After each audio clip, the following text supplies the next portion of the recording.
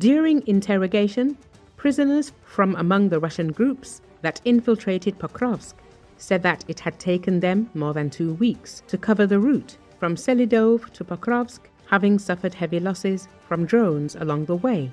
Yurii Butusov published the interrogation video according to Militarny media outlet. Given the route the Russians took, they had to cover approximately 25 kilometers from the temporarily occupied Selydove to Pokrovsk. The interrogation of the prisoners captured by the 425th Separate Assault Regiment Skala confirms information from DeepState analysts. According to the analysts, sabotage groups set out from Selydove to Pokrovsk in early July, and the entire journey took them 14 days. During this time, they spent 10 days covering the stretch from the village of Pishchane to the street of Zakhysnykiv Ukraiiny on the outskirts of Pokrovsk. Thus, each day, the enemy infantrymen covered only 600 meters, hoping not to be detected. Communication, water and food were supplied by drone drops. Militarny says, according to DeepState, 120 out of the 150 saboteurs were killed along the way. This is confirmed by the interrogation of prisoners. We had the 9th Company, 2 platoons, about 50 people in total. Only about 8 made it to Pokrovsk. On August the 16th, it was reported that the 7th Rapid Response Corps and adjacent units had completely cleared Pokrovsk of Russian groups and individual saboteurs. The slow pace of advancement and the high losses of Russian assault saboteurs were caused by the extensive kill zone that formed on both sides of the front line due to the very high concentration of drones. The ideology of the drone kill zone is being implemented, in particular, through the development of the Drone Line project. The main goal of the project is to develop the best unmanned systems units and scale their combat experience so they can become the backbone for weaker frontline units, Militarny says. It's important to understand that what is commonly referred to as a kill zone is actually a zone of potential, not continuous destruction. It doesn't mean that everything within it is annihilated, nor does it imply that this is a grey zone. Both Russian and Ukrainian units are present in this area. However, due to the high saturation of strike capabilities, infantry can remain in position for months, showing minimal activity. Ukraine is forced to rely on the drone-based kill zone as its primary method of defense. Due to several critical issues, the state is currently unable to solve directly. Chief among them is a severe shortage of infantry on the front lines, which cannot be replenished at the current pace of mobilization. As a result, and to some extent for humanitarian reasons, it was decided that drones, not people, should fight. However, a drone-centric defense is extremely fragile. If the enemy manages to break through the strike zone or suppress drone operators with fire, resistance drops significantly. Militarny says, in the best-case scenario, the enemy captures empty fortifications. In the worst-case scenario, UAV operators themselves are forced to engage in rifle combat. Unfortunately, this has already happened more than once.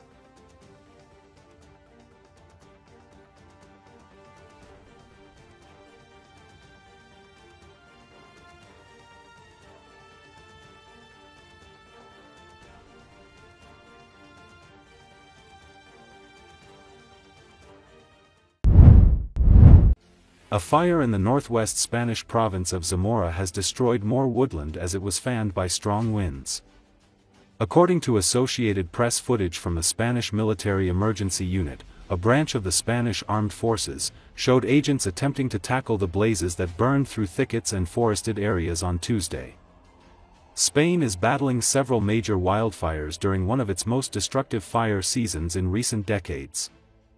Thousands of firefighters, aided by soldiers and aircraft, were battling fires on Tuesday in parched woodland, especially in northwestern Spain. German firefighting units had arrived to help in northern Spain. The fires in Spain have killed 4 people this year and burned more than 382,000 hectares or about 1,475 square miles, according to the European Union's European Forest Fire Information System. That surface area is more than twice the size of metropolitan London, more than 6 times the 2006 to 2024 average for land burned during the same period, according to FIS. Police have detained 23 people for suspected arson.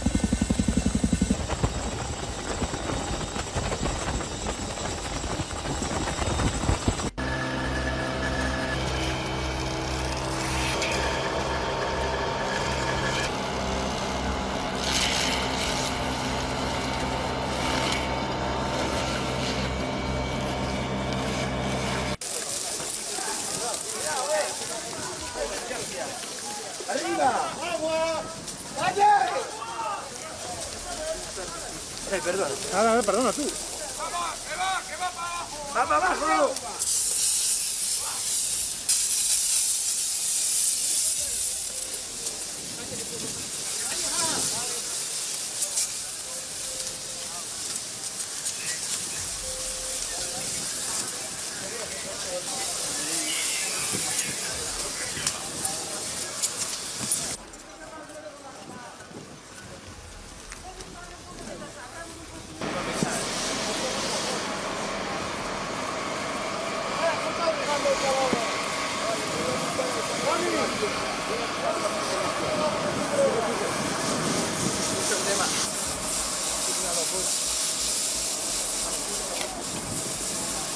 Yo intento hacer...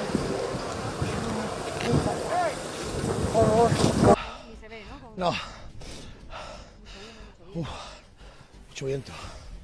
Mucho viento y mucho fuego por todos lados. Cuéntame, parándolo abajo en el río, parándolo a ver si conseguíamos que no subiera, pero no sé.